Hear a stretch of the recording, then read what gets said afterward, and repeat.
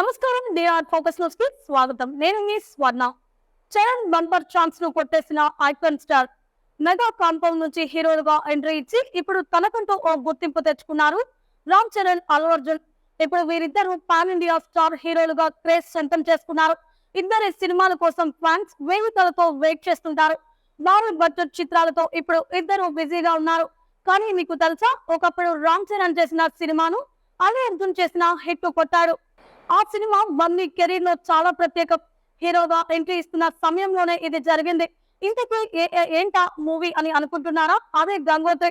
ఇక గంగోత్రి సినిమాకు రాఘవేంద్రరావు దర్శకత్వం వహించిన సంగతి తెలిసిందే. ఈ సినిమా కోసం బన్నీ కంటే ముందు రామ్ చరణ్ ను సంప్రదించింది చిత్ర యూనిట్. అయితే చరణ్ నటనలో పరిణితి పొందేందుకు ఇంకా సమయం పడుతుందని చెప్పారు.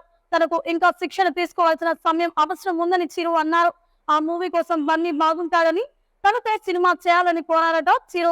దీంతో చరణ్ కాకుండా బన్నీని సంప్రదించింది చిత్ర యూనిట్. అలా గంగోత్రి సినిమాతో చరణ్ కంటే ముందు హీరోగా సినీ రంగంలోకి అరంగేట్రం చేశారు అల్లు అర్జున్. ఈ మూవీతో బన్నీ నటులకు ప్రశంసలు వచ్చాయి. తొలి సినిమాతోనే హీరోగా మంచి మార్కులు కొట్టేశాడు బన్నీ. ఈ వీడియో మీకు నచ్చినట్లయితే లైక్ చేయండి. మరిన్ని లేటెస్ట్ న్యూస్ కోసం మా ఛానల్ ని సబ్స్క్రైబ్ చేసుకోండి. ఈ వీడియోపై మీ అభిప్రాయాన్ని కామెంట్ రూపంలో తెలియజేయండి.